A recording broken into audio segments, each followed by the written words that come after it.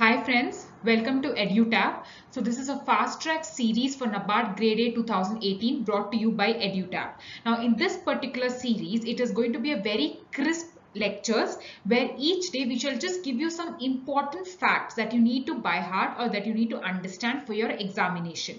Now we shall not be going very deep into it because there's time constraint and we need to utilize this time very effectively. So just to give you an understanding and a quick display of the various facts that you need to be aware of before you step in for the examination.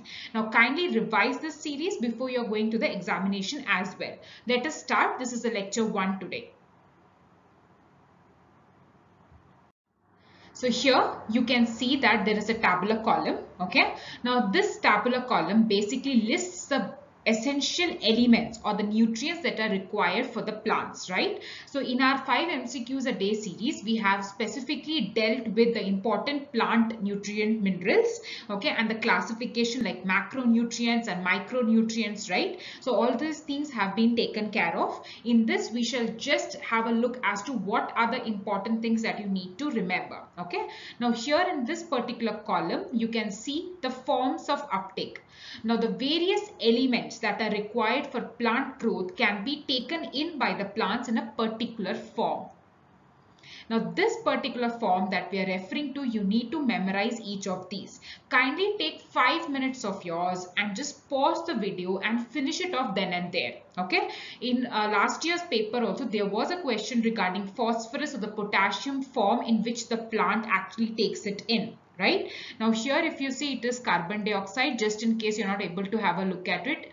H2O, oxygen is taken in the form of water and oxygen as such, and this is NO3 minus, and you can see here, okay, there's a comma here, so it's just HPO2 minus. Okay, so kindly pause this video and make sure that you by heart this particular column on this side, right? Now, so this first thing you have understood. The second thing regarding a fair idea regarding the concentration of the various elements in the plants.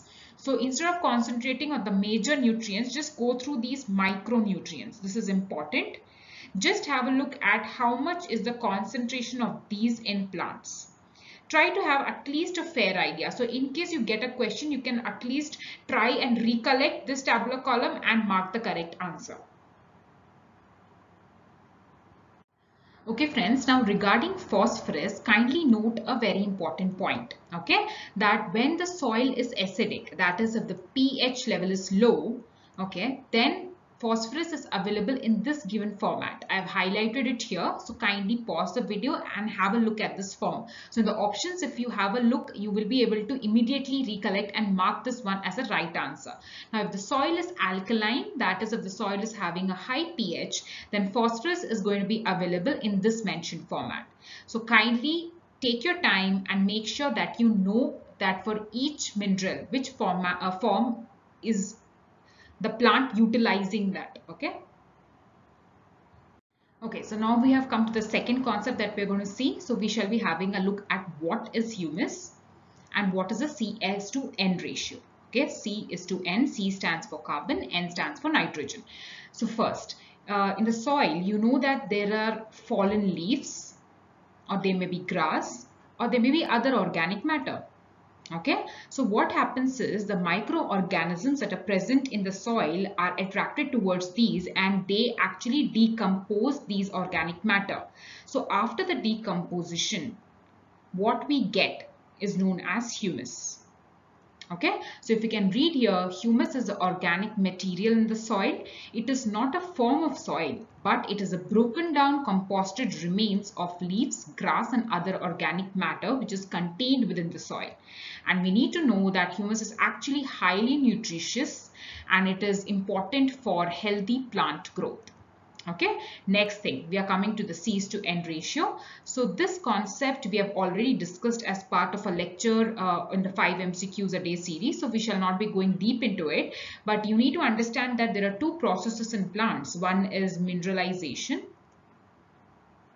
okay, and the other is immobilization. So basically these two processes depend upon the ratio of C's to N, whether it is high or low. Okay.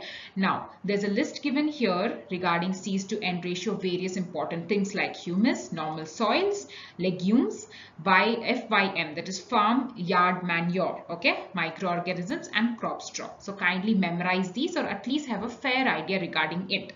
Now there's one other important point that you can see here, that what does humus contain? It contains 40 to 45% lignin and 30 to 33% of protein. Now what is this lignin? Lignin is basically a component that is present in the cell wall of plants, plant cells. Okay, so as we know that humus is a decomposed organic matter, so obviously the leaves form a part of organic matter, right? So that is why humus is composed of lignin and protein. So kindly make note of all these points. So friends, with this we have come to the end of this lecture 1 today as part of this fast track series for NABARD Grade A 2018 examination. So if you really found this video useful, kindly like, subscribe and share. And the PDF format of this particular video is available on EduTap's Telegram channel. The link for the channel is placed on your screens. Till then friends, thank you so much and happy learning.